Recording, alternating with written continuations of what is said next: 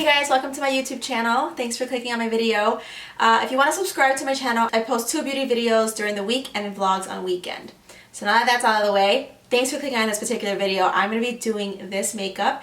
So it was actually a look that was requested by you guys, and it was a look that I had on when I was doing a wear test on a foundation. It was a Sonia Kashuk foundation, and I got so many compliments on it. I got like direct messages asking if I can redo that makeup, and it took me a while to figure out, and into my pictures to figure out what I was wearing, but this is pretty much what I was wearing. I actually do have a new liner that I'm using today, which is everything. So anyways, if you want to see more details about what I'm wearing, my lips, my eyes, skin, everything, then keep watching.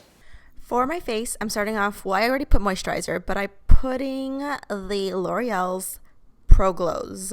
I'm mixing the two because the middle is really what my color is. So I'm mixing 204 and 209. And for a second, I thought it was too light, but I think it worked out really well. I love the way Pro Glow looks on my skin. Sometimes I just forget to use it by itself. It doesn't need any extra help. It's amazing by itself. All right, for my concealer, I'm using the MAC Prolongwear concealer. This one's an NC35.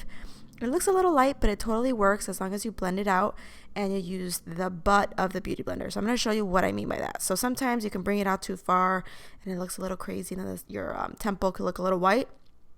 Turn the beauty blender on its butt, which still has some of your leftover foundation, which is a little bit deeper usually, and then it'll blend away. I'm using some of that concealer on my eyelids and then setting everything with a translucent powder from Mercier. I haven't been using a lot of like 24-hour base eyeshadow primers for some reason.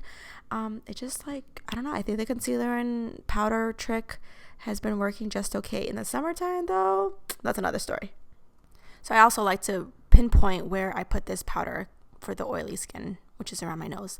But for the rest of my face, I'm going to set it all over very, very lightly with the Studio Fix powder from MAC. And I like to use this with a more emollient foundation because it'll set it and it kind of like balances out like how dewy it looks at the end.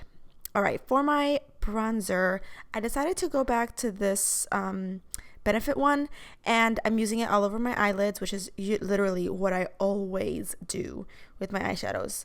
If I'm wearing like a wing or whatever, I still need something in my crease. It does make a big difference. Now for my brows, I'm using the NYX pencil. This one's an ash brown. I really like this pencil. I always forget how much I like it when I go between the Anastasia powder and this one. It just gives a different brow effect. So it's kind of nice to have that variety. So I'm using that same bronzer from Benefit, the Hoola bronzer, and I'm kind of like cutting into my cheekbones a little bit.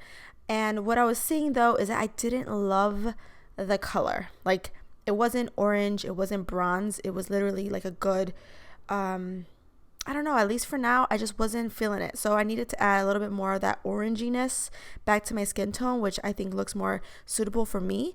And so I used Give Me Sun by MAC to kind of top it off. And by using a bronzer like this, it's always a good way to kind of deepen up a foundation. If you feel like it went a little too light, you can always go back with your bronzer and kind of dust it on top of your face. And this should work really well to kind of balance it and not make it look so light. And then I'm using the same powder on my nose. All right, now I'm going in with the Chromaline Black from MAC. Now this is a pro product and I played with it a lot while I was freelancing at MAC pretty much all winter. And there's acrylic paints that are on the Pro line for MAC. Those were beautiful. It's a really beautiful liquid line, but it transferred on my eyes. Then I used Black Track, and I love Black Track. Then I used the Chromaline in Black. Chromaline Black is the one that doesn't transfer on my lids like nearly close to any of the other ones do. I have a shape of my lids where it's almost like a monolid almost, and it touches the crease of my eyes when I open them, and then eventually it'll transfer whatever liner I have, it'll transfer up top. And that really pretty much happens with whatever color I'm using, which is why I like smoky eyes the best for my eye shape. So anyways, this one I've tested like 3 different days. I had a little tester in my collection and it really does work. So if you're having an issue with that, try the Chromaline Black from MAC. You can get it online. You don't have to go to a pro store. All right, now I'm kind of shaping my brows a little bit and making them extra crisp with my leftover concealer that I had on my palette.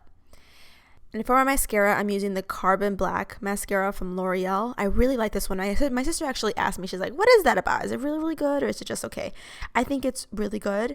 I think I go between this one and Falsies as my favorite because that one's a little bit drier and Falsies is a little bit wetter. So it just depends on what kind of formula you like.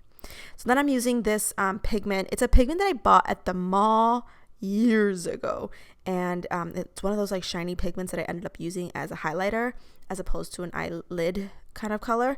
And so I couldn't even tell you where it's from, but any pigment that you like that's a light goldy color would be perfect for a highlighter. So I'm using that with a brush to really buff it in so that it looks like it's coming from my skin.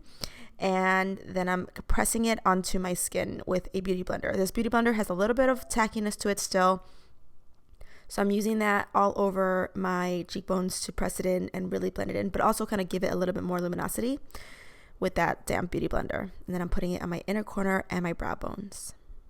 All right, for my blush, I'm using the e.l.f. palette, and I can't get away from this orange one. I don't know why, I just love orange blushes. They're just my favorite. So I'm putting that all over my cheeks very, very lightly because I want it to just be very neutral. I didn't want it to be a pink cheeks, especially with the graphic eyeliner that I love so much. And then I'm setting my face with the spray, which you have to be careful because there's been times where I've ruined my face and foundation. There's a part you could almost see on my face where I did that. Then I'm just tapping on a little bit more of that powder on top just to make it a little bit more beaming.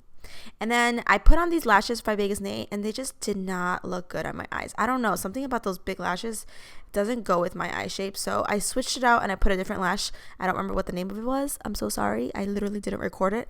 So for my lips, I'm using the same one that I used in that picture. This is the Suede liquid lipstick, which are my favorite formula. It transfers, but it feels so comfortable. This one is in the color Sandstorm. I love it. It's a really great nude. It's almost too nude, but I really like the way it looks. Thanks so much for watching my video, guys. I really hope you enjoyed it. Like I said before in the beginning, make sure that you're subscribing to my channel so you can see all of my beauty videos in the beginning of the week and then my vlogs at the end of the week. I'll see you guys later. Bye!